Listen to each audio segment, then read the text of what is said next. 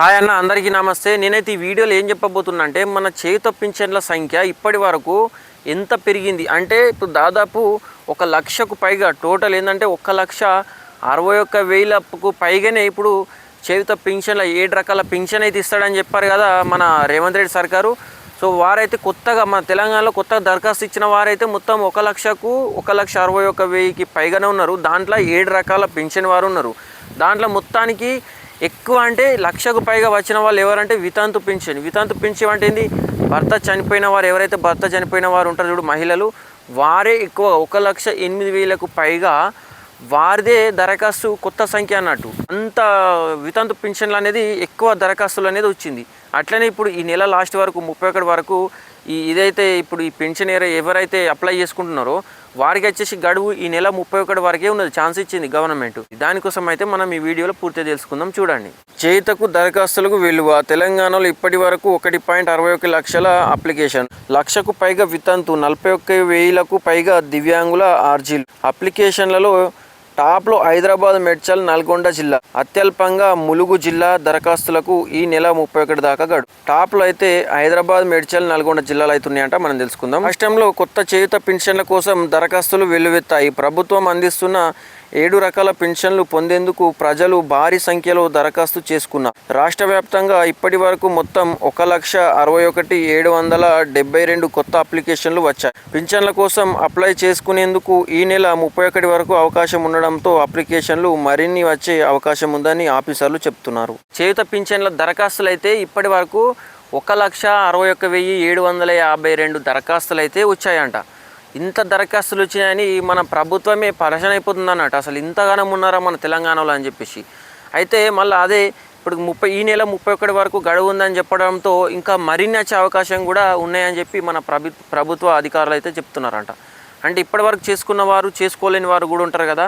అయితే ఇప్పుడు ఈ నెలనే 31 తారీఖు వరకు ఉంది, ఇంకెంత లేదు, తిప్పి కొడితే ఇంకొక 10 రోజులు, 8-10 రోజులు ఉంది, వారం రోజులు అనుకో, వారం రోజులు ఉంది. ఈ వారం రోజుల్లోనే మరిన్ని వచ్చే అవకాశం అయితే ఉన్నదని చెప్పి మన ప్రభుత్వ ఆఫీసర్లు అయితే చెప్తున్నారు. ఎక్కువగా వితంతు దివ్యాంగ అప్లికేషన్ల పింఛన్ల కోసం రాష్ట్ర వ్యాప్తంగా ఇప్పటి వరకు వచ్చిన మొత్తం అప్లికేషన్లలో వితంతు దివ్యాంగుల పింఛన్ల దరఖాస్తులు ఎక్కువగా ఉన్నాయి. మొత్తం వచ్చిన అప్లికేషన్లలో 67% పైగా వితంతు పింఛన్ల కోసమే వచ్చాయి. రాష్ట్ర వ్యాప్తంగా 1,08,571 మంది వితంతు మహిళలు పింఛన్ కోసం దరఖాస్తు చేసుకున్నారు. ఆ తర్వాతి స్థానంలో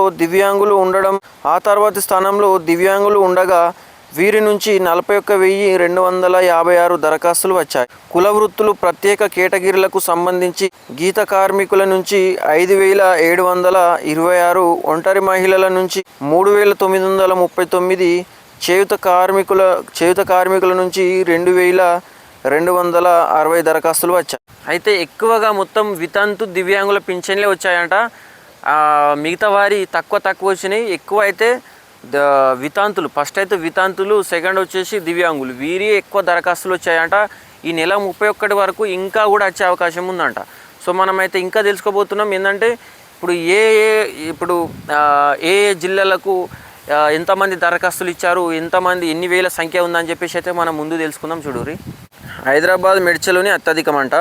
జనాభా అధికంగా ఉన్న గ్రేటర్ పరిధిలోని జిల్లాలో పింఛన్ల కోసం అత్యధికంగా దరఖాస్తులు వచ్చాయి. హైదరాబాద్ జిల్లాలో 9,568 దరఖాస్తులతో రాష్ట్రంలోనే మొదటి స్థానంలో నిలువగా, మేడ్చల్ మల్కాజ్గిరి 9,426 దరఖాస్తులతో రెండో స్థానంలో ఉంది. ఆ తర్వాత నల్గొండ జిల్లాలో 8,361 దరఖాస్తులు రాగా, రంగారెడ్డిలో 7,510, మెదక్లో 7,400, కరీంనగర్ జిల్లాలో 6,720 దరఖాస్తులు వచ్చాయి. మరోవైపు అత్యల్పంగా ములుగు జిల్లా నుంచి కేవలం 1,505 దరఖాస్తులు మాత్రమే అందాయి.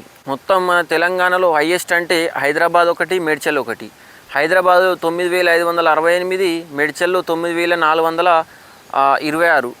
ఎక్కువ సంఖ్య అనేది హైదరాబాద్లో, మేడ్చల్లో. ఇక్కడనే మొత్తం చేయుత పింఛన్లకైతే చాలామంది అయితే అప్లై చేశారంట. ఇంకా వేరే డిస్టిక్లో తక్కువ వచ్చాయి అన్నట్టు. సో ఇంకా వేరే డిస్టిక్లో ఎంతో దరఖాస్తులు వచ్చినాయని చెప్పి ఇంకా మనం తెలుసుకుందాం. వనపర్తి జిల్లాలో 1,829, జయశంకర్ భూపల్లిలో 1,933, నిర్మల్ జిల్లాలో 1,974 అప్లికేషన్లు అందాయి. ఇక చేనేత పింఛన్లకు సంబంధించి జగిత్యాల జిల్లాలో 580, యాదాద్రి భువనగిరి జిల్లాలో 235, రాజన్న సిరిసిల్ల జిల్లాలో 206 అప్లికేషన్లు వచ్చాయి. గీత కార్మికులకు సంబంధించి నల్గొండలో 561, జగిత్యాలలో 527, సూర్యాపేట జిల్లాలో 491 మంది అప్లై చేసుకున్నారు. ఒంటరి మహిళలు పింఛన్ల కోసం హైదరాబాద్ జిల్లాలో 878, మేడ్చల్ మల్కాజ్గిరి జిల్లాలో 399 అప్లికేషన్లు వచ్చాయి. మొత్తం అయితే అప్లికేషన్ల వివరాలు మొత్తం అయితే అన్ని చోట్ల ఎక్కడెక్కడ అందాయి, ఎక్కడెక్కడ ఎంత ఉన్నాయని చెప్పేసి వితంతులు పింఛన్లు 1,08,571 మంది వితంతు పింఛన్లు. వితంతులకు సంబంధించిన సంఖ్య అంటే వితంతులు ఎక్కువ ఉన్నారని చెప్పినా కదా, వాళ్ళదే 1,08,571 మంది వితంతు పింఛన్లకు దరఖాస్తు ఇచ్చారు. అట్లనే ఇప్పుడు ఈ 31 వరకు ఇంకా ఒక వారం రోజులైతే ఇంకెన్ని అవుతున్నాయో చూద్దాం. అట్లనే దివ్యాంగులు వచ్చేసి 41,256 మంది అయితే దరఖాస్తులు ఇచ్చారు. నెక్స్ట్ వచ్చేసి గీత కార్మికులు అయితే 5,726 మంది అయితే దరఖాస్తులు ఇచ్చారంట. మొత్తం అన్ని డిస్టిక్లో తెలంగాణ మొత్తం కలిసి. ఒంటరి మహిళలు 3,939 మంది ఒంటరి మహిళలు దరఖాస్తులు ఇచ్చారు. అట్లనే చేనేత కార్మికులు 2,260 మంది చేనేత కార్మికులు దరఖాస్తులు ఇచ్చారు పెన్షన్ కోసం.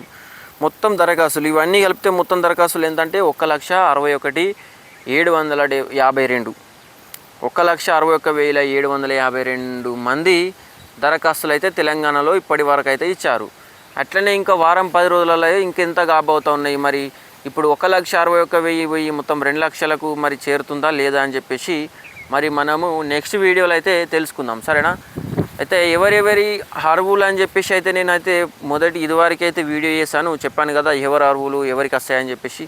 అయితే నేను చెప్పేది ఏంటంటే ఇంకా మీరైతే దరఖాస్తులు ఇట్లా ఇంకా ఇచ్చుకోలేకపోతే ఇంకా ఇవ్వకపోతే దరఖాస్తులు పెన్షన్ కోసం ఇవ్వని వారు ఉంటే దయచేసి ఇప్పుడు ఈ నెల 31 అంటే ఇంకా 8 రోజులు 9 రోజులు టైం ఉంది.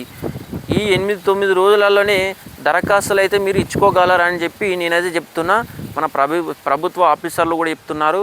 తర్వాత అయితే మీకు టైం ఎత్తిపోతుంది అన్నట్టు, టైం వెళ్ళిపోతుంది. కాబట్టి ఈ ఆగస్టు 31 వరకు ఎవరైనా దరఖాస్తు ఇవ్వని వాళ్ళు ఉంటే దయచేసి దరఖాస్తు ఇప్పించుకోండి. దరఖాస్తు ఎక్కడ ఇచ్చుకుంటారో తెలుసు కదా, మీరు మీ సేవకి వెళ్ళండి, మీ సేవలో ఫారమ్స్ ఇస్తారు, అక్కడ ఫిలప్ చేయండి. అట్లనే మీ గ్రామ పంచాయతీ నుంచి అక్కడ కూడా ఫిలప్ చేయించుకోండి, అక్కడ పర్మిషన్ తీసుకోండి, అక్కడ మీకు డీటెయిల్స్ అయితే చెప్తారు, మీకు ఏంది అనేది చెప్పేసి గ్రామ పంచాయతీకి మీ సేవ 2 దగ్గరికి వెళ్ళాలా. సో మీకు మీకు ఒకవేళ ఫస్ట్ మీ సేవలో అయితే ఫామ్ ఇస్తారు, గ్రామ పంచాయతీకి వెళ్ళి అక్కడ గ్రామ పంచాయతీ నుంచే ఫామ్ అయితే నింపించి అక్కడ మీకు ఏమేం చేయాలని చెప్పి చెప్తారు. సో ఇంకా మీకు ఎవరికైనా తెలియకుంటే కామెంట్ చేయరు, నేను చెప్తా. అట్లనే మీరైతే దరఖాస్తు చేసుకొని వాళ్ళు ఈ నెల 31 వరకు చేసుకోండి ఖచ్చితంగా. తర్వాత టైం అయిపోతే మళ్ళీ మీరే బాధపడతారు. అట్లనే మరి మన వీడియో నస్తే మాత్రం నెక్స్ట్ వీడియో నేను మళ్ళీ చేస్తాను, దానికోసం అయితే వేచి ఉండండి. అట్లనే వీడియో నస్తే లైక్ చేయండి, సబ్స్క్రైబ్ చేయండి. అట్లనే ఇంకేమైనా ఉంటే కామెంట్లో తెలపండి. Thank you.